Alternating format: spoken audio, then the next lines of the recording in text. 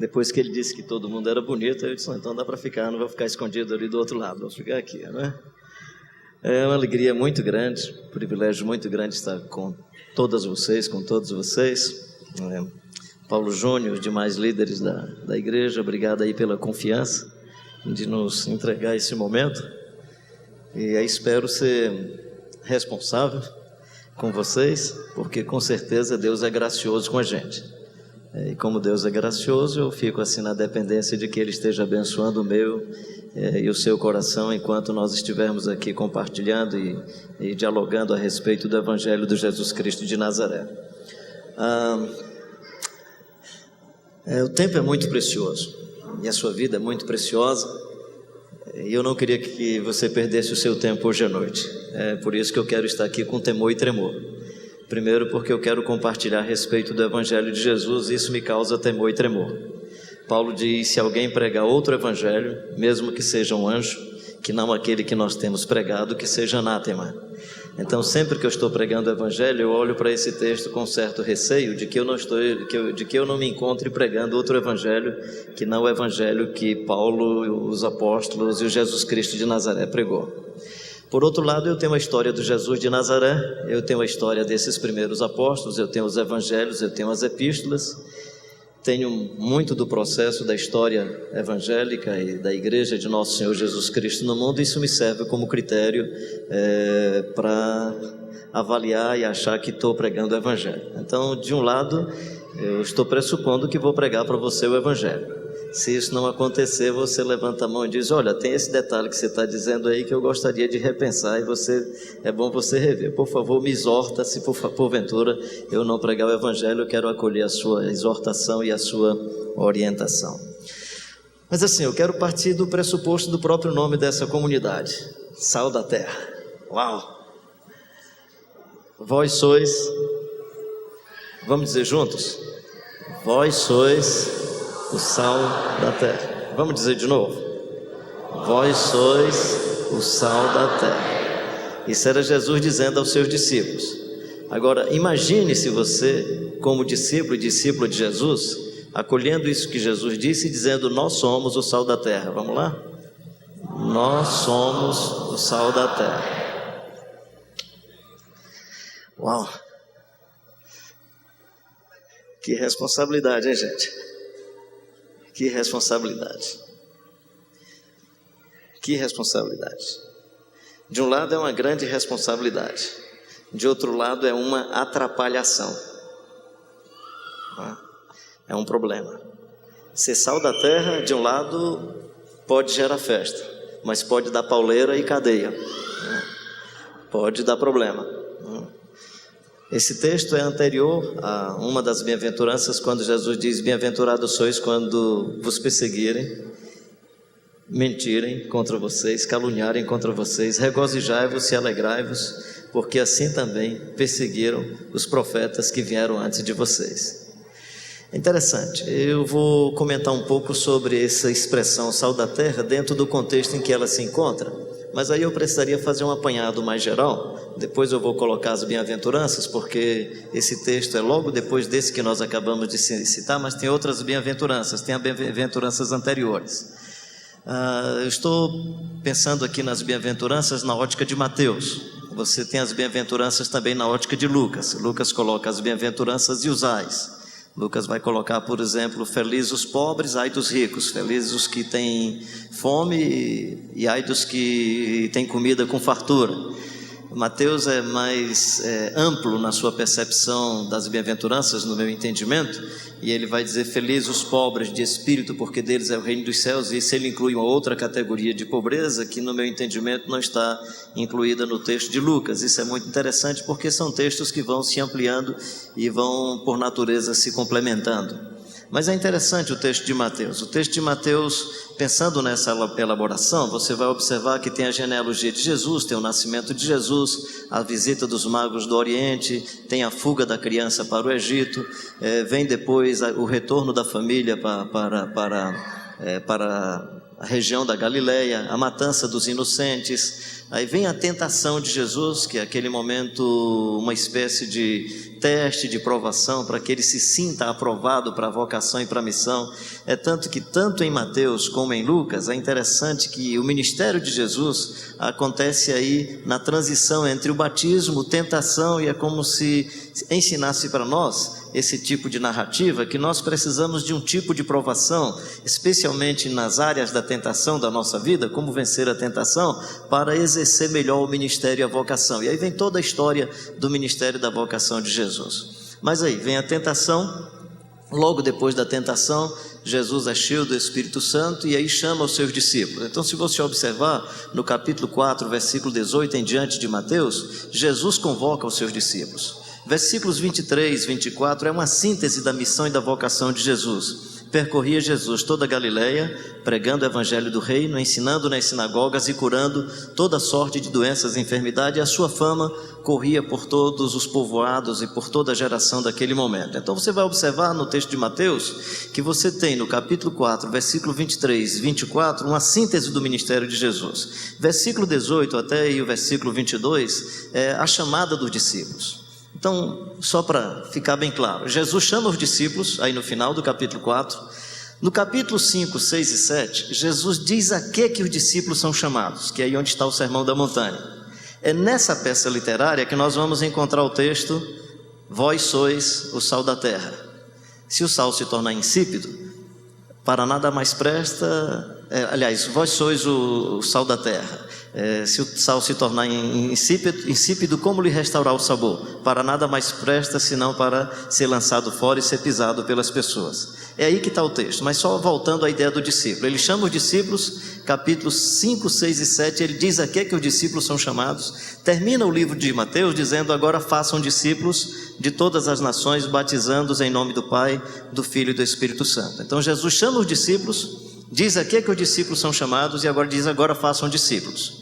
Eu vou me deter hoje à noite com vocês no texto, nessa peça literária que é chamada de Sermão do Monte, que vai do capítulo 5 ao capítulo 7, pegando alguns flashes do que é que significa para nós ser sal da terra. Então essa é a ideia, ou seja, estou pegando a peça mais ampla do livro de Mateus, pegando esse segmento aí, capítulo 5 e 6, que é a que os discípulos foram chamados, e aí dentro está o texto: vós sois o sal da terra.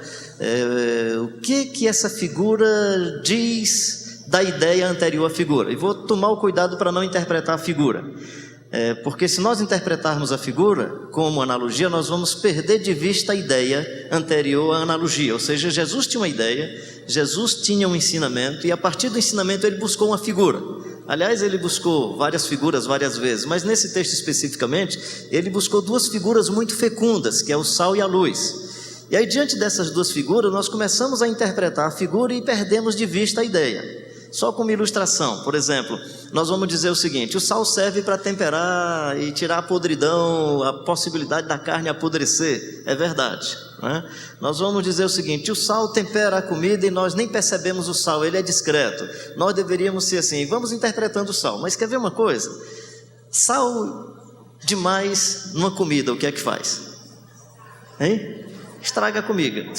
Discípulo demais na sociedade, não estraga a sociedade, certo? Ou seja, nós poderíamos chegar ao absurdo de interpretando a figura, e podemos dizer qualquer absurdo sobre a figura. Então, como a figura é muito fecunda, cuidado para não interpretar somente a figura, por mais que a gente possa tirar lições relevantes da figura. Então, Jesus chama os discípulos, diz aqui que os discípulos são chamados, e aí diz: agora façam discípulos de todas as nações, batizando-os em nome do Pai, do Filho e do Espírito Santo. E o texto começa assim, se você quiser pode acompanhar, Mateus 5, vendo Jesus as multidões, enquanto você procura aí, tudo bem.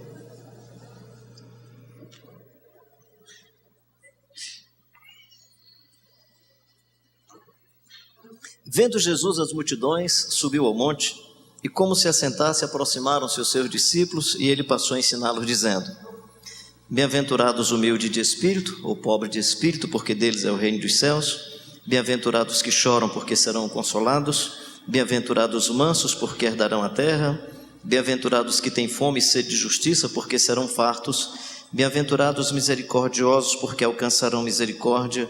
Bem-aventurados limpos de coração, porque verão a Deus. Bem-aventurados pacificadores, porque serão chamados filhos de Deus. Bem-aventurados perseguidos por causa da justiça, porque deles é o reino dos céus. Versículo 11. Bem-aventurados sois quando por minha causa vos injuriarem e vos perseguirem, e mentindo disserem todo mal contra vós. Regozijai-vos e exultai, porque é grande o vosso galardão nos céus, pois assim perseguiram aos profetas que viveram antes de vós. Vamos juntos, o versículo 13?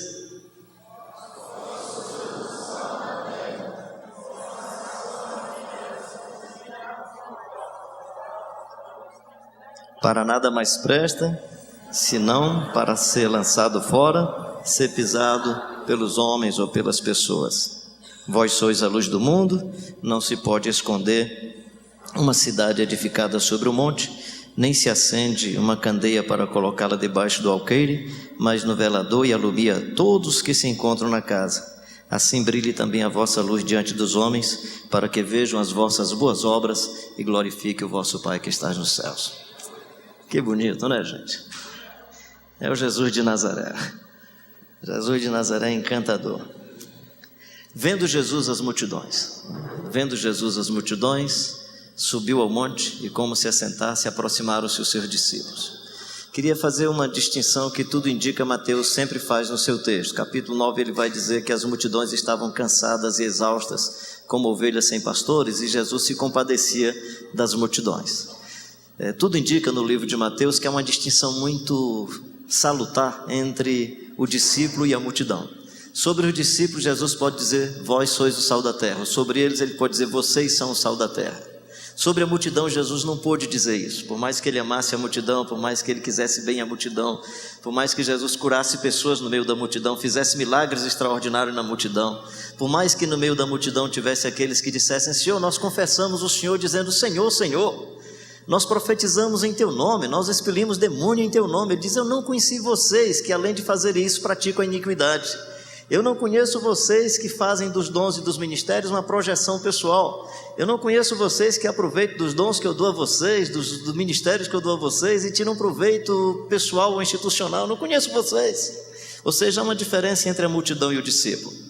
A multidão se aproxima de Jesus porque a multidão quer um caminho mais fácil. A multidão se aproxima de Jesus porque a multidão, ela quer um milagre. Jesus é bom de milagre, Jesus é legal de milagre. Jesus faz milagre assim por nada, né? Com a maior facilidade, manda encher 6 taças de água e transforma em vinho. O primeiro surfista sem prancha ainda sai com um amigo levando assim pela mão e diz que o mar estava revolto, e Jesus sai ali com o Pedro, né? Devem ter andado e penetrado naqueles túneis e saído com a maior facilidade, porque a gente sempre pensa Jesus andando por sobre as águas com o Pedro, imaginando que o mar, diz o texto que o mar estava complicado. O pessoal aí que gosta de surf deveria dizer onda legal, né?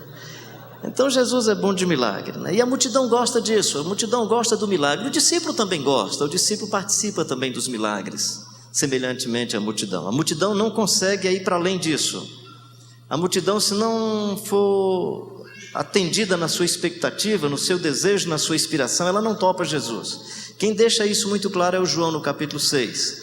João é o único que faz da multiplicação dos 5 pães e 2 peixes não somente uma história de milagre. João é o único que toma essa história para apresentar uma outra pedagogia, usando a história apenas como analogia. João no capítulo 6, ele vai contar a história da multiplicação dos 5 pães e 2 peixes como introdução ao que Jesus vai falar no outro dia. Ele conta a história da multiplicação dos 5 pães e 2 peixes, depois apresenta Jesus atravessando o mar de Tiberíades, e quando chega no outro lado a multidão aparece, a mesma multidão. Aí Jesus diz assim: vocês comeram maná no deserto, aliás, vossos pais comeram maná no deserto, o pão que perece. É como se Jesus dissesse: vocês ontem comeram pão e peixe, é também coisa que perece. Eu sou o pão vivo que desceu dos céus, quem vem a mim jamais terá fome, quem crê em mim jamais terá sede. E Jesus não falou mais de pão e peixe, ele falou de si, ele disse: eu sou o pão da vida, eu sou o pão vivo. Aí a pergunta foi: tu és porventura maior do que o nosso pai Abraão? Aí Jesus disse: antes que Abraão existisse, eu sou. E o texto continua, ele dizendo: eu sou o caminho, eu sou a verdade, eu sou a vida. Ele vai dizendo quem ele é. Isso desencantou, não criou encantamento. Esse aleluia que nós demos aqui, parece que o pessoal lá não deu esse aleluia. O pessoal ficou triste, porque a multidão queria pão e peixe, a multidão queria um milagre, a multidão queria um fenômeno, queria algo de espetacular. Jesus disse: eu sou o pão da vida, quem vem a mim. E houve uma frustração, gente, um desencanto. Diz o texto que alguns foram indo, saía um, depois outro, e ficou um grupo pequeno. E aí Jesus perguntou e disse: vocês também não querem ir embora? E o Pedro, naquele jeito dele assim, aparentemente, às vezes proativo, às vezes simplesmente rápido, né? Aí dá uma resposta e diz: Senhor, para quem iremos nós? Só tu tens as palavras de vida eterna. E aí o Pedro deixa evidente que muito mais do que as coisas, os milagres e as bênçãos que ele pode receber, inclusive a cura da sua sogra e outras bênçãos que ele viu Jesus realizando, o Pedro começa a perceber que relacionar-se com Jesus vale muito mais a pena do que as coisas que nós pressupomos Jesus nos daria se andássemos com ele. Eu, quando falo sobre isso, eu lembro do meu filho quando era pequenininho. Aliás, lá em casa todo mundo ainda é muito pequeno. Meu filho, quando era criança, ele achava que enganava a gente. Ele gostava muito de manteiga. Então, quando ele chegava à mesa, às vezes ele chegava à mesa, pegava o pão, às vezes já vinha com o pão na mão. Aí chegava e dizia assim: pai, passe a canteiga. Aí eu sabia que ele queria o pão muito menos do que a manteiga. Aí eu passava pouca manteiga. E a criança, na sua elaboração, achando que está enganando, ele saía por ali, voltava com o pão todo lambido. Pai, passe a mais canteiga. E a gente passava ali um pouquinho. Ou seja, toda vida que o Carlos Filho pegava o pão, eu sabia que ele não tinha interesse nenhum pelo pão. Ele simplesmente queria a manteiga que supostamente estaria agregada ao pão. Eu acho que você já concluiu a analogia. Ou seja, muita gente que se aproxima de Jesus não quer nada com Jesus Cristo de Nazaré. Ele se aproxima na pressuposição de que chegando para Jesus o casamento vai melhorar, vai ter mais dinheiro para a vida, as coisas vão ser resolvidas e tal, e por aí vai. E Deus abençoe que você vindo para Jesus essas coisas melhores, mas nem sempre isso está garantido, meu querido e minha querida. Muito pelo contrário, a única coisa que Jesus garantiu você vindo para perto dele foi: se alguém quer vir após mim, negue-se a si mesmo, tome a sua cadeira elétrica e siga-me. É porque cruz passou a ser um símbolo religioso legal. Falar aqui, tome a sua cruz, a gente vai se lembrar de uma madeirinha, colocar no pescoço, na testa. Mas na verdade o que Jesus estava dizendo assim: vai dar pauleira, então traga a sua cadeira elétrica, porque vai dar condenação, vai ser complicado. Se você quer ser meu discípulo, a coisa não vai ser tão simples assim. Claro que dependendo do contexto, como foi no caso da comunidade em Filipos, foi diferente. Mas no contexto judaico, por exemplo, Estevão, na primeira pregação, cheio do Espírito Santo, foi apedrejado. Paulo, em alguns lugares, levou chibatada. Assim, com todo respeito ao pessoal que se chama apóstolo, eu só queria que tivesse as credenciais de Paulo. Passei voragem no mar, passei fome, fiquei em jejum não sei quantas vezes, levei uma quarentena de chibatada menos uma, só 3 vezes, né? Esse era o currículo dele, esse era o currículo que dizia: pode ser chamado de apóstolo. Com todo respeito a quem se chama de apóstolo hoje, gente, não é nenhuma, é apenas dizendo o seguinte: chama de apóstolo, cara, mas vem com o discurso de Paulo e com as credenciais de Paulo, a gente vai simplesmente, tá tranquilo, cara, sem problema, não tem um problema. Se alguém disser assim: sou apóstolo, tá, traga as credenciais de Tiago, de Pedro, de João, de Paulo, está tudo bem. Qual o problema? Eu não vejo problema nisso. Bem, então a diferença é: vendo Jesus as multidões, subiu ao monte, e como se assentasse, aproximaram-se os seus discípulos, e ele passou a ensiná-los, dizendo. Essa distinção entre o discípulo e a multidão é importante. E aí, Paulo Júnior, obrigado pela palavra da semente aqui, que é exatamente essa ideia. Ou seja, o discípulo tem inerente a si mesmo uma natureza que não condiz com a natureza da multidão. Ele tem juntamente com a multidão a natureza humana, ele tem juntamente com a multidão o jeito de andar, de caminhar, a cultura da sua realidade. A cultura do cearense vai ser cultura de cearense, e do goiano vai ser outra, e por aí vai. Do mineiro vai ser outra cultura, cada um vai ter a sua cultura e a gente tem que respeitar isso. Mas há uma distinção entre o discípulo e a multidão. Qual é essa distinção entre o discípulo e a multidão? O que é que faz Jesus dizer: vós sois o sal da terra? Por que ele vai em busca dessa figura? E aí não estou falando simplesmente do NaCl, de um halogênio e um metal alcalino. Não estou falando simplesmente de uma ligação iônica. Não estou falando de tabela periódica, até porque imaginar que Jesus estivesse trabalhando com o conceito de tabela periódica seria exagerar a hermenêutica e a interpretação do texto. Jesus está simplesmente pegando uma figura muito simples, muito caseira, muito do nosso cotidiano, e dizendo: vocês são o sal da terra.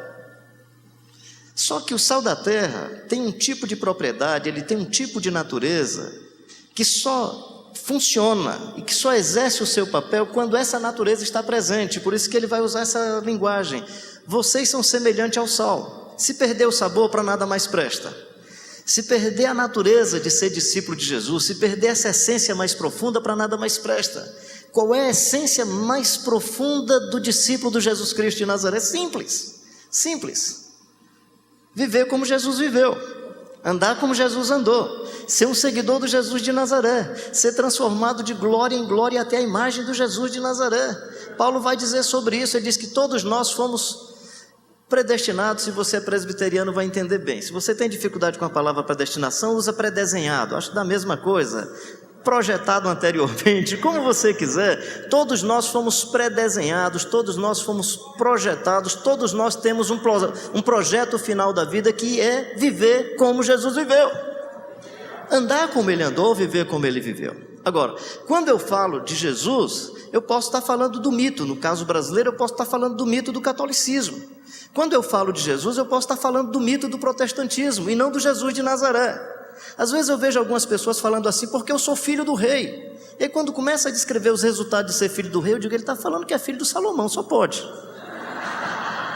Me parece que o arquétipo que está na cabeça, a matriz que está na cabeça, o desenho que está na mente, é o desenho da monarquia, que é muito contraditória. E quando fala, eu sou filho do rei, aí eu digo, gente, não me parece ser filho do rei que nasceu na pequena Belém Efrata, que nasceu na manjedoura. Não me parece ser filho do rei, filho de Maria e José, que teve o privilégio de estar trabalhando na carpintaria com seu pai, que as pessoas olhavam e diziam assim, mas não é ele filho aí do carpinteiro? Não é ele filho da Maria e do José? Não me parece ser o rei que fez entrada triunfal montado num jegue. Não me parece ser o rei que valoriza as crianças que não pagam a conta. Não me parece ser o rei que acolheu pecadores e pecadoras, que conversa com a mulher samaritana. 5 maridos já tiveste, o marido que você tem agora não é seu marido. Essa senhora, pelo menos na minha denominação, dificilmente passaria pela celebração do batismo, por exemplo. Jesus faz dela a primeira evangelista de Sicar. Não tem jeito, a gente tem que desconstruir de que Jesus nós estamos falando. De que Jesus nós estamos falando? Estamos falando do Jesus Cristo de Nazaré? Então Paulo, quando diz assim, sede meus imitadores como eu sou de Cristo, Paulo não está exagerando, não. Paulo está falando de coisa muito simples. Ele está dizendo, entre o palácio e a manjedoura, eu prefiro a manjedoura. Entre a carruagem e o jegue, eu vou fazer a entrada triunfal de jegue. Entre a expressão estética que sinaliza pomposidade, eu vou pelo jeito mais simples do evangelho. Simplesmente isso. Você quer seguir o Jesus de Nazaré, camarada? A sua vida ficou complicada. Não dá para ter 2 mulheres, tem que ser só uma. Tá certo? Não dá para fazer negócio enganando as pessoas. A gente, não, vou seguir a Jesus que vai ser mais fácil. Não, vai ser mais complicado. Você não vai aceitar propina, você não vai pagar propina e tal, né? O discípulo de Jesus, ele resolve com a vida pedir graça de Deus, poder do Espírito Santo, para ser transformado de glória em glória até a imagem do Jesus de Nazaré pelo poder do Espírito, porque ele sabe que não consegue fazer isso por si mesmo. Vós sois o sal da terra. O que é que isso significa? Nós decidimos como comunidade ser seguidores e seguidoras do Jesus de Nazaré. O que é que isso significa? Significa que vocês terão hierarquias invertidas. Complicado. Porque na sociedade quem fica aqui em cima é maior do que todo mundo. No evangelho é o menor. Menor não só na estatura, é menor mesmo, né? Os últimos serão os primeiros serão os últimos. Quem paga a conta vai pagar a conta, aleluia, porque você paga a conta, mas o pobre vai ser mais abraçado e mais acolhido do que você que paga a conta. É assim no reino de Deus. Fazer o quê? Vós me chamais de mestre e senhor, e eu sendo mestre e senhor, peguei uma bacia, pus água na bacia, peguei uma toalha e fui lavar os pés de vocês. Eu espero que o lugar mais elevado aqui seja só para uma questão estética, de chegar alguém mais baixo e o pessoal lá atrás poder enxergar, não seja um design ou uma arquitetura sinalizando poder, como é o caso das cátedras. Então vamos reconhecer a estética, vamos reconhecer, mas no nosso espaço, se somos sal da terra, esse espaço tem que ser invertido. É assim na sociedade? É. Na igreja dos seguidores do Jesus de Nazaré, não. Por isso que eu disse que vocês buscaram uma expressão bíblica muito séria, ao mesmo tempo muito complicada. Vocês não serão a melhor igreja da cidade, vocês serão a igreja mais serva da cidade. Vocês serão aqueles que serão reconhecidos não pela riqueza da espiritualidade, mas porque são pobres de espírito. Complicado. Vendo Jesus, as multidões subiu ao monte como se assentasse, aproximaram-se os seus discípulos, e ele passou a ensiná-los dizendo a primeira frase. Que frase mais chata, que podia ser vocês, né? Agora vocês, né? Ele disse, vocês são felizes porque vocês são pobres de espírito, porque na igreja você vai encontrar o contrário. Você vai encontrar as pessoas dizendo assim, olha, eu não sou rico economicamente, eu não tenho poder político, eu não tenho nenhuma influência social, mas eu sou rico espiritualmente. A gente diz, aleluia. Jesus diz, não, está perdido. Não é feliz os ricos de espírito, Jesus diz, feliz os pobres de espírito. Onde é que está essa virtude? Essa virtude está fundamentada no fato de que todo homem e toda mulher que se percebe, inclusive pobre espiritualmente, confia mais em Deus, porque não consegue confiar na sua espiritualidade, não consegue confiar na sua santidade. Então a bem-aventurança, essa para mim é bem-aventurança básica, é a bem-aventurança que diz, eu me considero um ser humano vazio de tudo, vazio de cifrão na testa, vazio de reconhecimento público, vazio de qualquer tipo de influência social, vazio de qualquer poder político, vazio de qualquer santidade, vazio de qualquer espiritualidade, por isso eu dependo exclusivamente de Deus. Aí Jesus diz, feliz os pobres de espírito. Então não é a sua pobreza de espírito que faz você feliz. O que faz você feliz é o fato de que essa pobreza gera em você uma fascinação pelo Jesus Cristo de Nazaré, uma fascinação por Deus, uma busca de Deus e uma sede permanente de Deus. Por isso que você pode confessar e dizer, a minha alma tem permanente sede do Deus vivo. É por isso que mesmo tendo poder político, poder econômico, tendo influência social, como é o caso de Davi, ele vai dizer, eu sou pobre, necessitado e o Senhor Deus cuida de mim. Você quer ser ainda do sal da terra? Quer ser feliz com a sua pobreza espiritual? O outro chegar para você todo arrogante, todo espiritual e dizer, porque você ainda não chegou onde eu cheguei. E você simplesmente dizer, pois é, nem quero chegar, meu querido. Nem quero chegar. Felizes, felizes. Felizes os que choram. Felizes os homens e as mulheres que têm uma sensibilidade profunda pelo Consolador. O choro aqui não é o choro porque levou um bico na canela. O choro aqui não é aquele choro porque está chateado que o outro lhe machucou, nem é somente o choro da sua sensibilidade humana pela miséria, se bem que os discípulos também têm essa sensibilidade. Não é somente o choro por causa dos seus pecados ou os pecados dos outros, das nossas mazelas, das nossas imperícias. No meu entendimento, esse choro como virtude é o choro de quem precisa de um consolador. É o choro do homem e da mulher que só vai se sentir saciado e plenamente consolado se o Consolador invadir a sua alma. É o João, lá na ilha de Patmos, vendo o trono, vendo todas as coisas, vendo aquele que está sentado no trono, mas sem o mínimo de capacidade, sem o mínimo de possibilidade de elaboração sobre aquele que está sentado no trono. E o máximo que ele pode dizer, e ele tinha na sua mão um livro com 7 selos e ninguém era digno de abrir o livro. E aí um anjo, e o texto diz, um anjo forte, diante da soberania de Deus, desse ser inusitado, desse espaço luminoso, o que o anjo pode fazer, e é anjo forte, o máximo que ele pode fazer é uma pergunta, quem é digno de abrir o livro e desatar o selo? O anjo, o máximo que pode fazer é uma pergunta, e o coitado do João, o máximo que pode fazer é confessar, e eu chorava muito, Chorava não só por causa da sua insignificância, chorava diante dessa revelação desse Deus extraordinário que resolve se fazer gente e se manifestar em pessoa através do Jesus Cristo de Nazaré. Descrevendo sobre Jesus, ele diz, ele tocou a sua mão direita sobre mim e eu caí como morto.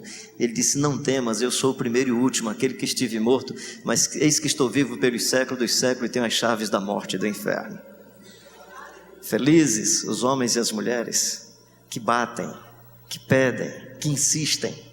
Pedi, batei, buscai.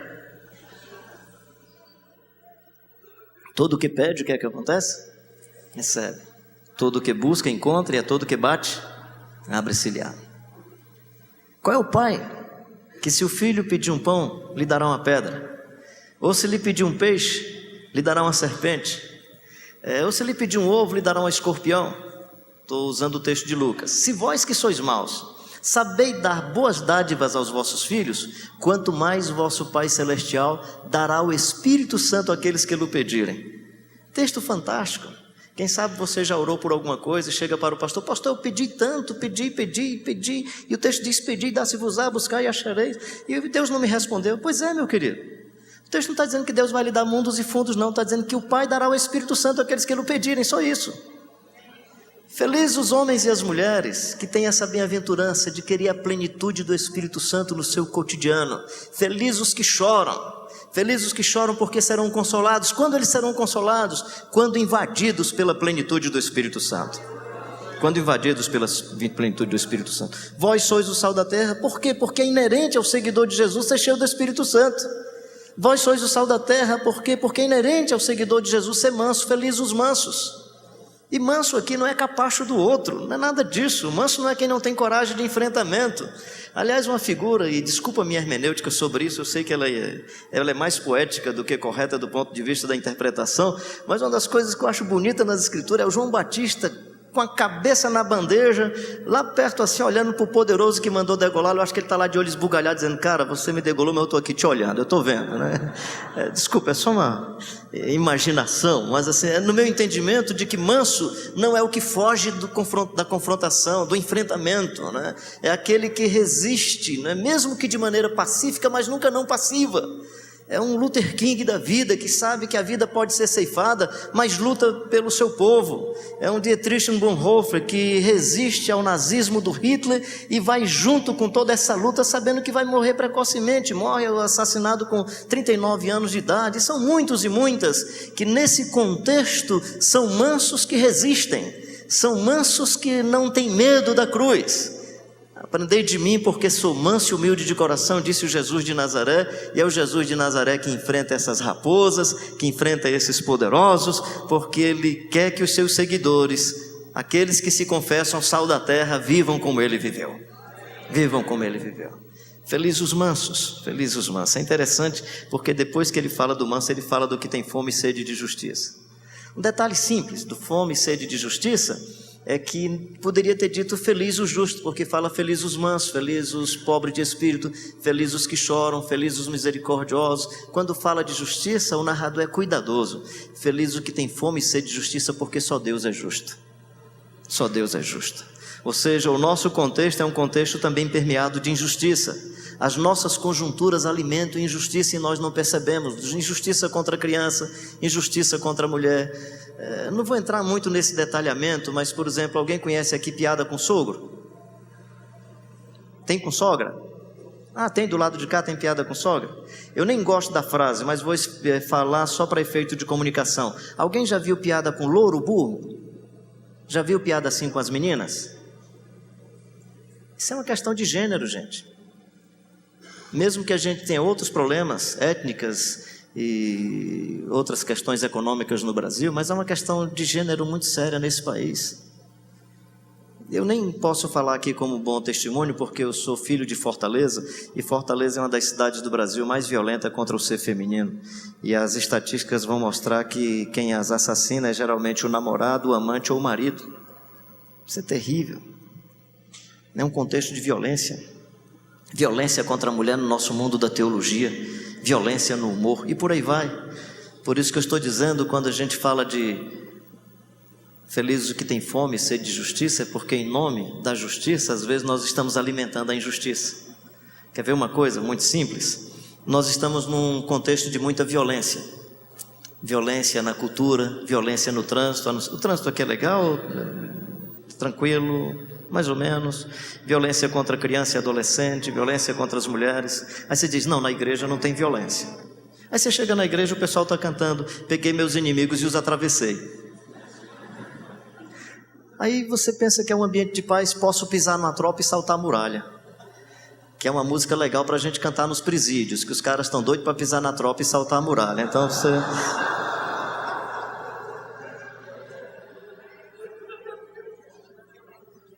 Então, quando a gente fala de justiça, o texto vai dizer: felizes os que têm fome e sede de justiça, porque em geral nós não nos apercebemos que a nossa relação com os filhos é uma relação injusta.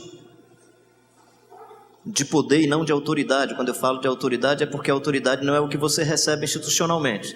A autoridade é o que você conquista pela sua integridade, pela confiança, de tal forma que a autoridade não é uma coisa que você impõe. O outro é que reconhece em você a autoridade. O poder não. O poder é a instituição que oferece. Por isso que tem muita gente que tem poder e não tem autoridade, porque você recebe a autoridade a partir da sua vinculação institucional.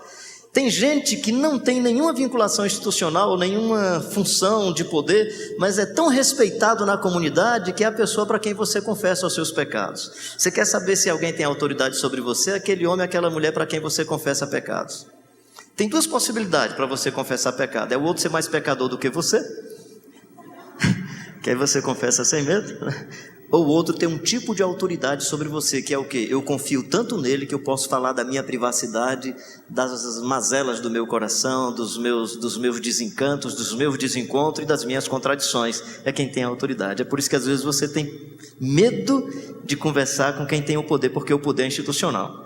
E como as pessoas precisam resolver mais as questões da instituição do que da vida, aí quando você confia e entrega a confissão para quem tem o poder, você está perdido, porque isso tem que vir a público. Essa é outra questão também de querer ser sal da terra, que eu vou falar mais adiante.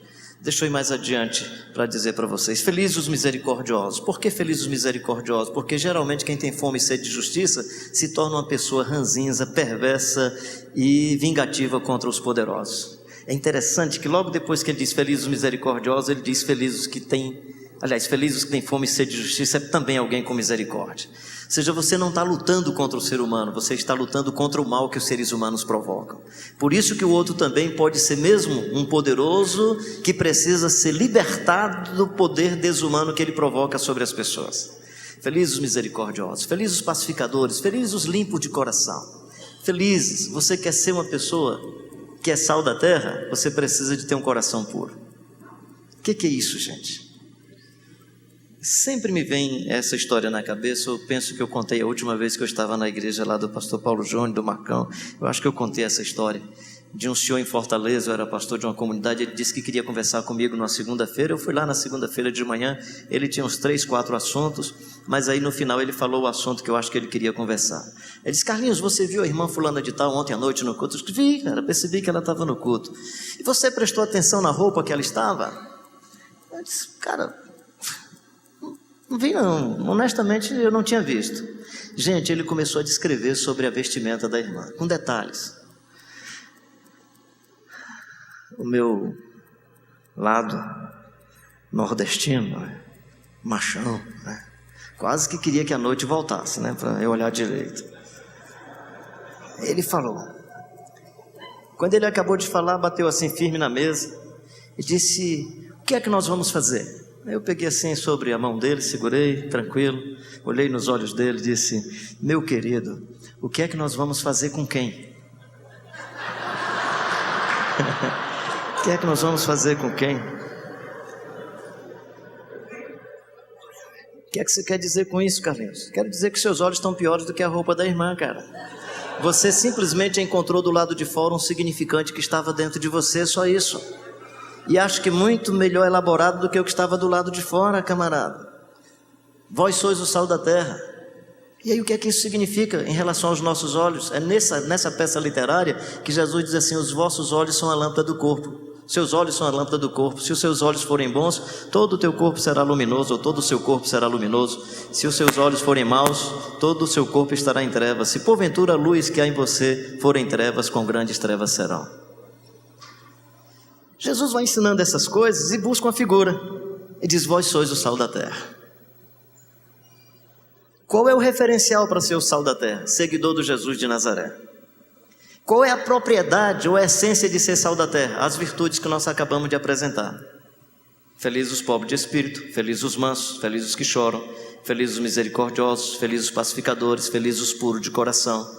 Felizes, quando por minha causa vos injuriarem e mentindo disserem todo mal contra vocês. Regozijai-vos, ou contra vós, regozijai-vos e alegrai-vos, porque é grande o vosso galardão nos céus, porque assim perseguiram os profetas que viveram antes de vós.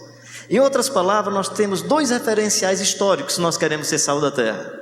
O Jesus Cristo de Nazaré. Aí você diz: não, mas aí é demais. O Jesus de Nazaré é o Jesus de Nazaré, gente. Então ele dá um outro referencial aos profetas. Você quer ser sal da terra? Então você tem que ser semelhante aos profetas. Semelhante aos profetas. Semelhante aos profetas. Então, trazendo para o nosso contexto, uma ilustração muito simples, eu espero ser entendido. Porque hoje na igreja evangélica brasileira, profetizar é dizer frase legal sobre o irmão. Profetiza, Deus abençoe você. Profetiza, você vai passar no vestibular. Profetiza, passou a ser muito mais ideologia do Laí Ribeiro, ou neurolinguística, frases positivistas, do que profetismo bíblico. Porque o profeta bíblico, tanto que eu tenho o maior receio quando diz assim, profetiza aí sobre o irmão, eu estou do lado do cara, eu tenho medo do cara colocar e profetizar como os profetas, acaba safado, né?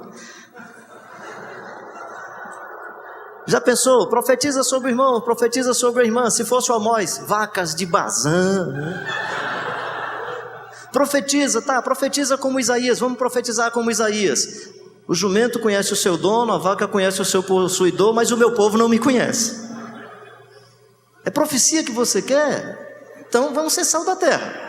Como é sal da terra? Ser como os profetas foram. Como é que os profetas foram? Chega o Jeremias para o rei Ezequias, olha, traz que ele vai trazer palavra de Deus para mim. Aí traz o Jeremias, o coitado chega, rei Ezequias, é isso mesmo, você continua safado. Aí o Jeremias vai preso de novo. Senhor, mas o senhor mandou eu falar, eu estou preso. Pois é, por isso. Não estou dizendo que eu sou profeta, mas às vezes eu fico hospedado na casa de um irmão, eu penso, olha, é muito bom hospedar profeta. Eu digo, não, peraí. A Bíblia diz que quem dá um copo d'água a um profeta e acolhe o profeta, recebe galardão de profeta. E galardão de profeta é cadeia e chibatada. Então eu estou preocupado com você. Vocês estão decidindo sobre uma expressão bíblica e sobre o nome que leva o evangelho muito a sério.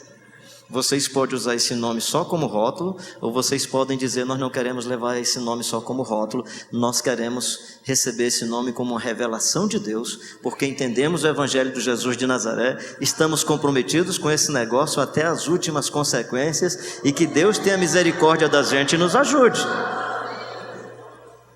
É isso que vocês querem? É? Aleluia. Vou começar a orar mais para todo mundo. Vou orar pelo Paulo Júnior, vou orar pelo Marcão. Vou orar mais. Seguir a Jesus e as implicações ou os referenciais, a essência, a propriedade é a propriedade das virtudes. Serão reconhecidos pelas virtudes. Por isso que outros poderão ser reconhecidos pelos milagres, também os discípulos. Outros poderão ser reconhecidos pela confissão correta, Senhor, Senhor. Mas os seguidores e seguidoras de Jesus têm uma confissão correta, podem também desfrutar de milagres, pode até expulsar demônios, mas não praticam a iniquidade. Jesus diz assim, eu não conheço vocês que fizeram todas essas coisas e associaram essas coisas à iniquidade. Eu não conheço vocês que praticam iniquidade e suborno. Eu espero que vocês entendam a ilustração que eu vou dizer também para trazer a gente para o contexto brasileiro. O que é que seria iniquidade e suborno no contexto brasileiro? Porque suborno no Brasil deixou de ser uma questão cultural. Suborno no Brasil passou a ser uma questão bíblico-teológica, gente. A corrupção não, é cultural. E a corrupção pode ser praticada em grupo e a corrupção pode ser praticada individualmente, mas o suborno não. Para existir suborno você tem que ter um interlocutor. O suborno funciona numa via de duas mãos.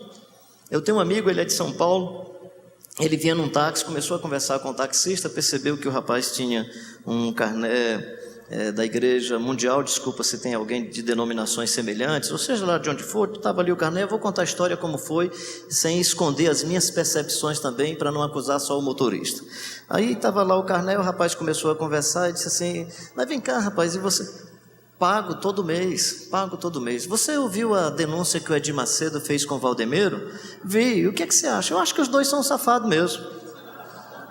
Mesmo que eu tenha a mesma percepção do taxista, estou contando como ele me contou a história, como o rapaz me contou a história. Ele disse, você continuou pagando, claro, eu quero é a minha bênção. O que é que significa isso, gente? Significa o seguinte, eu sou capaz de subornar, e acho que Deus é subornável. Por isso que é um problema teológico. Porque eu tenho um amigo que ficou indignado há poucos dias, ele disse que ia numa estrada, foi abordado por um policial, e aí na abordagem ele percebeu que se ele oferecesse alguma coisa, o cara iria amenizar na cobrança. na pressão que estava fazendo. Só que ele não ofereceu nada. Daqui a pouco o cara começou a insinuar. E ele disse que ficou indignado não com a insinuação, ficou indignado com o rapaz achar que ele era subornável. Rapaz, o cara achou que eu era subornável. Gente, suborno com Deus não é um problema cultural, é um problema teológico. É achar que Deus tem o caráter do poder público brasileiro, que é capaz de, com uma pequena gorjeta, resolver o meu problema. Isso é sério demais. Seguidores e seguidoras do Jesus Cristo de Nazaré, aqueles que têm a essência do sal da terra, aqueles que querem ser luz do mundo, não trabalham com essa categoria, porque trabalham com Deus por causa da sua graça, da sua misericórdia e do seu amor, e não por causa da troca de favores.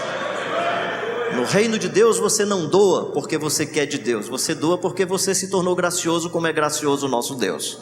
Você é bondoso, você é gracioso, e você doa. Você entrega 50%, 30%, porque no reino de Deus a pergunta não é quanto é que eu estou doando, é com quanto é que eu estou vivendo. Para que quem tem muito não tenha sobra, e para quem tem pouco não sinta falta. 1 Coríntios capítulo 8. Vocês escolheram um nome muito sério, vós sois o sal da terra. Gente, isso é sério. Como é que a gente vai trabalhar com as categorias da interioridade? Como é que nós vamos trabalhar com o pecado? Primeiro, cuidando da nossa interioridade. Se os teus olhos forem bons, todo o teu corpo será luminoso.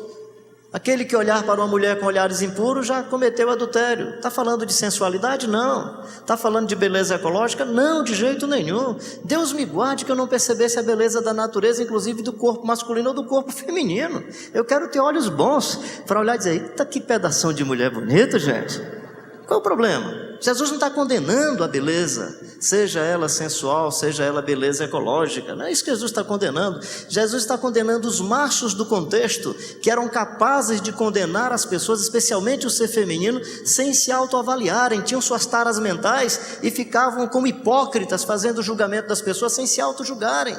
Pode observar que no texto, todos aqueles que são condenados nessa parte são pessoas, os textos estão numa conjugação fazendo referência ao masculino: aquele que olhar, aquele que repudiar e aquele que casar. Então o problema, inclusive esse texto não é sobre casamento. Esse texto é um texto que está falando de cuidado com a interioridade. Quer ser do sal da terra? É isso que você quer? Então cuidado com a interioridade. Cuida do coração. Por isso que Jesus disse que se a vossa justiça não exceder em muito a dos escribas e fariseus, não vai adiantar. O que é exceder dos escribas e fariseus? É aumentar as regras? Não, é aprofundar a questão. É ser radical. E radical como raiz pivotante, como raiz central da alma e do coração. Então ser radical não é ser extremista, é tratar as coisas com profundidade. Por exemplo, mais uma ilustração aí do Sermão da Montanha. Se o teu irmão ou tua irmã tem alguma coisa contra ti, você vai entregar a oferta no altar, o que é que você faz? Deixa a oferta no altar para reconciliar-se com o irmão ou com a irmã. O que é que Jesus está dizendo? Os meus seguidores e as minhas seguidoras cuidam de tal maneira da sua interioridade, que em percebendo que alguém tem alguma coisa contra si, considera a reconstrução do relacionamento com os irmãos e as irmãs muito mais importante do que qualquer liturgia. Seja essa liturgia oferta, seja essa liturgia ceia, ele vai considerar o relacionamento com o irmão e a irmã uma coisa mais importante. Esse é o primeiro, aliás, é o aspecto secundário. Porque o aspecto, para mim, pivotante é quando Jesus diz assim: se você age assim, você não assassinou o irmão, mas já assassinou você. Por isso que ele diz: você é digno de julgamento. Em outras palavras, o que é que Jesus está dizendo? Antes de você matar alguém, cuidado, porque você pode ter matado a sua sensibilidade humana. Intencionalmente só destrói a vida de outra pessoa quem destruiu a sua própria vida. Você só se alimenta de azedume, de rancor contra o outro, quando você vai se matando por dentro. E aí Jesus então vai dizer o seguinte: o assassinato não é quando você assassina o outro, é quando você começa um processo de suicídio interno. Por isso que os discípulos e discípulas de Jesus têm um cuidado profundo com a sua interioridade, para não morrerem precocemente, para não se desmandarem na vida. Como que os seguidores de Jesus Cristo de Nazaré, sal da terra, lidam com espiritualidade? Como é que eles lidam com a espiritualidade? Com a oração, com o jejum, com a filantropia. Quando a sua mão direita fizer uma coisa, não permita que a esquerda veja. Quando for orar, entra no quarto e busca essa oração mais íntima com Deus, para que você possa, na intimidade com o Pai, fechada a porta da alma, fechada a porta do coração, convidar a si mesmo para falar com Deus, porque Deus já estava na porta do seu coração. Vós sois o sal da terra. Vós sois o sal da terra. A oração deixa de ser uma liturgia. A oração deixa de ser uma lista de pedidos para Deus fazer o que eu quero. A oração passa a ser um processo de intimidade com Deus para eu saber o que é que Deus quer de mim. Na religião você se aproxima da divindade para dizer o que é que a divindade faz. No evangelho você se aproxima de Deus para Deus dizer o que é que você faz. Diferente, gente. Diferente. Quer ser sal da terra? Então você vai orar para descobrir o que é que Deus quer fazer da igreja Sal da Terra nesse país. Você vai orar para obedecer. Você vai orar para discernir. Você vai orar para que, em intimidade com Deus, você descubra quais são os processos, quais são os caminhos, onde é que está o nosso potencial, qual a nossa habilidade maior, quais são os nossos dons e os nossos ministérios, como nós podemos servir mais a essa pátria, como nós podemos servir a igreja brasileira, como que nós podemos converter essa cristandade brasileira. Nós somos o maior país católico do mundo, nós somos o segundo maior país protestante do mundo, nós somos um dos mais corruptos do mundo, e nós somos um dos países mais marcados pela injustiça nesse mundo. Nós somos um dos países onde a concentração de renda nas mãos de poucas pessoas e a miséria matando e dizimando muitas pessoas é uma denúncia e uma vergonha para todos nós. Se somos o sal da terra, nós queremos mudar essa realidade. Nós queremos ser uma igreja nesse país que cresce, mas uma igreja que chega para fazer diferença. Fazer diferença. Vós sois o sal da terra. Vós sois o sal da terra. Vós sois o sal da terra. Vós sois o sal da terra, disse Jesus. E se o sal perder o sabor? Em outras palavras, se o sal perder a sua essência, se o sal perder as virtudes, se o sal perder a humildade de espírito, se o sal perder a mansidão, se o sal perder a misericórdia, se o sal perder a fome e sede de justiça, se o sal perder a sua capacidade diplomática de construção da paz, se o sal perder a sua pureza de coração, para nada mais presta senão para ser vilipendiado, para ser pisado, para ser maltratado, porque aí vai perder a beleza de ser seguidor e seguidora de Jesus de Nazaré. Vós sois o sal da terra. Vós sois o sal da terra. Se é assim que somos, nós não teremos tempo a mais ou tempo a menos de oração, nós teremos uma vida de oração. Você será uma pessoa cuja vida será uma oração permanente. Entendendo dessa maneira, você vai orar sem cessar, porque você não ora com as categorias da religiosidade. Você ora com os princípios do Evangelho de Jesus de Nazaré. É alguém que ora ao Pai Nosso que está nos céus, ou seja, ora com intimidade e ora ao mesmo tempo com reverência, temor e tremor. Ora sempre na primeira pessoa do plural, Pai Nosso, Pai Nosso, nossas ofensas, pão nosso, pão nosso. A oração do Pai Nosso é transcendente porque é ao Pai, mas é imanente, é histórica, é social e política, porque é também a oração pelo pão, e o pão é um bem que pode ser acumulado ou socializado. Então a oração do Pai Nosso é uma oração que diz que o pão que está na sua mesa, ou sobre a sua mesa, não é seu, meu querido. É o pão que está na primeira pessoa do plural. Eu lembro da Kelvinha, minha filha, a gente estava num dia de almoço lá em casa, eu disse, Kelvinha, ora aí pelo almoço. Ela, Senhor, eu queria agradecer, fui agradecendo por algumas coisas que estavam sobre a mesa e terminou da seguinte maneira: Pai, eu queria pedir ao Senhor que o Senhor mandasse todos os pobres do mundo para vir comer aqui em casa. Por mais que ela estivesse causando um problema sociológico, político, econômico, se os pobres tivessem vindo, ela estava criando no Pai uma nova percepção sobre a teologia do Pai Nosso. Portanto, oração, na ótica do Jesus de Nazaré, é um estilo de vida de alguém que está predisposto a socializar o pão, de alguém que está predisposto a olhar o Pai como sendo nosso, de alguém que olha para os pecados e as ofensas como sendo nossas. Não é do irmão ali, é nossa a ofensa. Se um membro do corpo sofre, peca, todos nós sofremos com ele. Se alguém padece, todos nós padecemos com ele.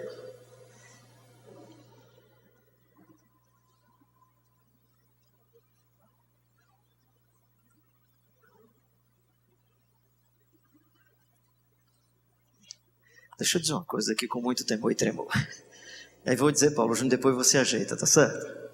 Depois você ajeita. Os pastores depois ajeitam isso. Tem um texto aqui que me impressiona. Quando Jesus fala, se você se aproxima do irmão, tira primeiro a trave do olho, para que o irmão possa tirar o argueiro do seu olho. O texto correspondente a esse do Sermão da Montanha, esse que eu estou citando está em Mateus, o correspondente a ele em Lucas é sobre confissão de pecados. Então esse texto, tira a trave do olho, confessa o seu pecado, que o outro irmão vai e confessa o dele, porque ele vai olhar a trave do seu e vai... Logo depois disso o texto diz assim, não deem as vossas pérolas aos cães. Tanto John Stott como outros intérpretes desse texto vão se referir ao Evangelho. Eu presumo que não há nenhum correspondente em outras partes das Escrituras para dizer prega para esse não prega. Prega a tempo e a fora de tempo. E o semeador saiu a semear e jogava semente em terra boa. Então eu não vejo correspondente para dizer que é pregação do Evangelho. Para mim, esse texto os discípulos de Jesus Cristo de Nazaré têm amor à vida e têm amor às pessoas. E se aí você procurar alguém para confissão, procura um discípulo ou uma discípula do Jesus de Nazaré, porque ele vai amar você, vai cuidar de você e vai procurar reabilitar você. Se você confessar a um sacerdote, você está complicado, porque o sacerdote, na intenção de preservar a instituição, vai pisar e dilacerar você. Não dê a pérola da confiança a alguém que você não descobrir que é um discípulo do Jesus de Nazaré. E você que é discípulo do Jesus de Nazaré, não aceita a pressão, leva no peito e na marra qualquer um outro que por causa desse seu amor e da sua misericórdia, quer arrebentar você. Porque você é discípulo de Jesus. Temos funções institucionais, sacerdotes, tudo legal, qual é o problema? Mas você é mais discípulo do que sacerdote. Você é mais discípulo do que padre, é mais discípulo do que pastor, você é mais discípulo do que diácono. Você é mais seguidor do Jesus de Nazaré do que presbítero, você é mais discípulo do Jesus de Nazaré do que preservador de uma função institucional. Porque senão, sabe o que vai acontecer? Você vai ser aquele tipo de cara hipócrita, aqui na igreja é isso e lá a esposa sabe como é que você é. E aí você vai ser uma capa tão estranha e tão terrível que nem você mesmo vai conseguir viver com essa capa.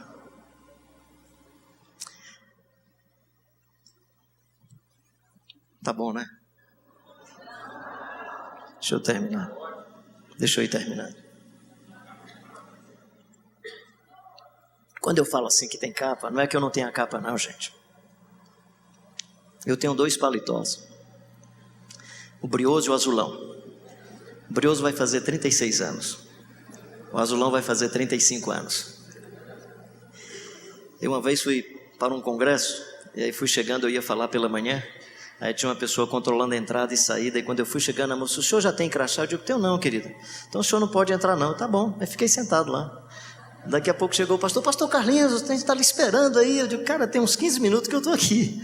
Aí a menina disse, o senhor é o pastor Carlinhos? Eu digo, sou, filho. Por que o senhor não me disse? Você não me perguntou, querida, né? E assim, você não vai me ter por louco dos paletós conversar comigo. Se fosse eu conversando com eles, tudo bem, você podia me chamar de louco. Mas eu não converso com eles. Eles conversaram comigo, eu contei. Fazer o quê? Aí por causa desse costume eu cheguei brioso. Cara, eu fui acolá para um congresso e quando cheguei na porta fui barrado. Claro, você não me levou. Se você tivesse me levado, teriam perguntado o seu nome. Eu digo, o meu não, tinham perguntado o seu. Porque você foi, eu fui e ninguém perguntou. E aí percebi que entre eu e o brioso, né, existe assim uma estética e um design que parece que não representa muitas vezes o Carlinhos. Aprendi isso com minha esposa. Um dia eu estava atendendo, era um dia de terça-feira, atendendo pessoas lá numa salinha lá em Fortaleza. Aí a mocinha chegou para mim, tem uma senhora aí que perguntou se o senhor podia atendê-la, mas ela não queria se identificar. Você pode atendê-la? Eu disse, claro, não tem mais alguém para... Não tem. Então chama, fala para entrar. Aí entrou. Bom dia, pastor. Eu, bom dia, irmã. Achando que ela estava brincando comigo. Era a Dinha, minha esposa. Entra, senta. Ela sentou. Queria conversar com o senhor. Eu digo, que legal, puxa, que bacana. E é sobre o que a senhora quer conversar? Eu queria conversar sobre o meu marido.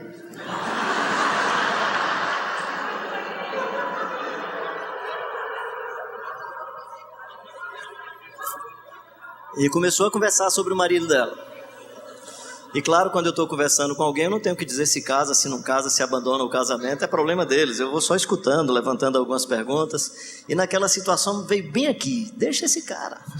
Eu não disse isso porque eu queria sair perdendo na história. Aí me segurei. Daqui a pouco eu comecei a defender o cara. Peraí, pastor, eu sei que sou amigo dele, mas eu não vim aqui para o senhor defendê-lo não. Escute as coisas que eu estou falando.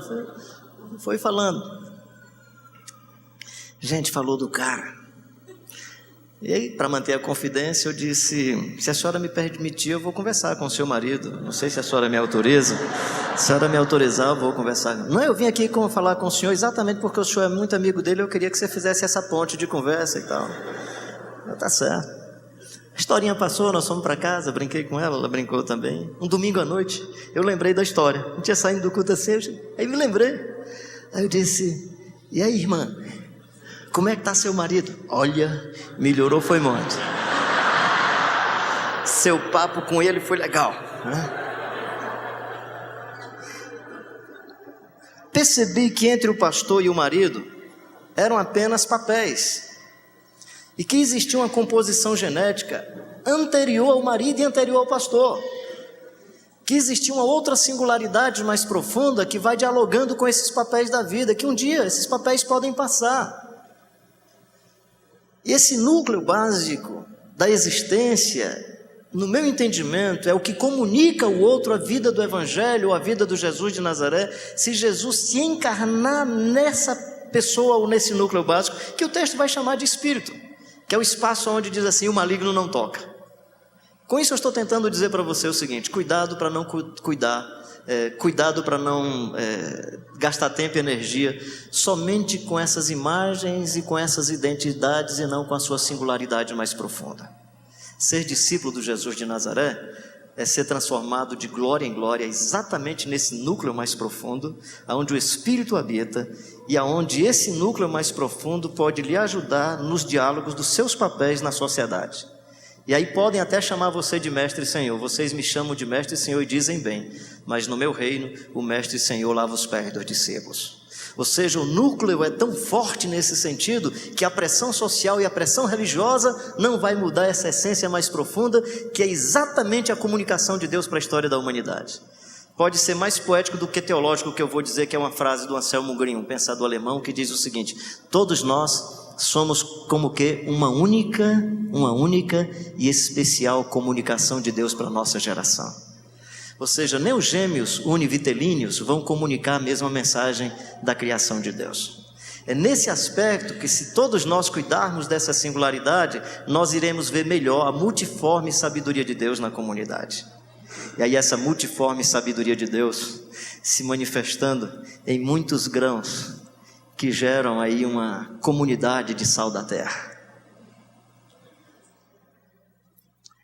Para que vejam as vossas boas obras e glorifique o vosso Pai que está no céu. Diante disso, essa mesma peça literária vai dizer o seguinte: você então faz uma opção na vida: caminho estreito, caminho apertado. Então você tem que optar: caminho largo, caminho apertado. Porta estreita, porta apertada. Cautela para a preservação da vida ou imprudência diante dos riscos da vida? Se o perverso toma a túnica, entrega também a capa. Se ele bate na face, entrega a outra face. Se ele põe a arma na cabeça e diz entrega a moto, aí você está inspirada no texto do Sermão da Montanha, é sal da terra, diz, inclusive o capacete, amigo, que eu acabei de comprar. Porque você é bonzinho? Não, porque você é cauteloso, porque você é cautelosa. A Bíblia não manda você entregar a face para o irmão bater, porque não se pressupõe que o irmão vai bater na face do outro. Se o irmão bateu na face do outro, ou ele está num estado de loucura, ou ele é um perverso que estava vestido de irmão ou de irmã entre nós. Quem bate na face, quem toma a capa, quem tira os seus bens é o perverso. E aí Jesus diz: com o perverso cautela. E essa é uma síntese que está no Sermão da Montanha, que eu posso dizer muito rapidamente. Com os irmãos e irmãs, busque reconciliação. É essa a orientação para os sais da terra, para os sais da terra. Se é com o cidadão comum, busca negociação no caminho. Se é com o opositor, intercessão por ele. E se é com o perverso, cautela. Com o irmão, reconciliação. Com o cidadão comum, negociação. Com o opositor, intercessão, oração por ele. Por que oração por ele? Porque ele vai melhorar? Não, quem melhora é você. O texto deixa muito claro: olha por quem persegue você, ora por quem amaldiçoa você, ora pelo seu inimigo, para que você para que você fique parecido com o Pai Celestial, ou seja, reconhecido como filho e filha do Pai Celestial que faz nascer o sol e a chuva sobre os maus e os bons. Então quando você ora pelo outro, eu vou orar por esse cabra safado, Deus está dizendo, meu filho, ora porque eu quero ver como é que você fica, não é como é que ele vai ficar não. É para que o seu coração não fique cheio de amargura, é para que você não fique cheio de azedume, é para que você se sinta uma pessoa livre para viver, encantado com a vida, encantada com a vida. Vós sois o sal da terra. E aí, dependendo do contexto, do momento histórico, bem-aventurados se vocês forem perseguidos e perseguidas, e se mentindo disserem todo mal contra vocês. Regozijem-se, porque é grande o galardão de vocês nos céus, porque assim também perseguiram os profetas, profetisas, os homens e as mulheres que vieram antes de vocês. Que Deus abençoe o seu coração, que Deus abençoe a sua vida, que Deus abençoe a sua história de existência, e que decida hoje, mesmo transitando entre a multidão, mesmo tendo expectativa pelos milagres, aceite ser alguém que assume a cruz e vai com Jesus para o Getsêmani, topa o espaço do Calvário e aceita todos os riscos, se porventura eles vierem, por conta das demandas do Evangelho do Jesus Cristo de Nazaré e por conta do reino de Deus. Buscai, portanto, o reino de Deus e a sua justiça, e todas estas coisas vos serão acrescentadas. Quais estas coisas? As virtudes, o jeito de viver a espiritualidade, esses paradigmas do Evangelho. Que estas coisas que serão acrescentadas? A simplicidade das aves dos céus, a simplicidade dos lírios do campo. O próprio texto diz, todas estas coisas vos serão acrescentadas. Estas coisas prometidas no Sermão da Montanha. O que você quer mais do que isso? Para que mais do que isso, gente? Para que mais do que isso? Para que mais do que viver a vida e viver com Deus? Andar com Jesus de Nazaré? O que você quer mais? O que você quer mais, cara? Puxa, o que você quer mais? O que você quer mais? Se não terminar a vida, olhar para trás e dizer, valeu a pena ter vivido. Sou sal da terra, sou luz do mundo, e não fui uma história escondida debaixo de um móvel. Fui uma cidade edificada sobre um monte, cuja luz brilhava sem que eu percebesse que brilhava. Tá bom, senão eu começo outro sermão, deixa eu passar a palavra para o pastor. Vem cá, cara.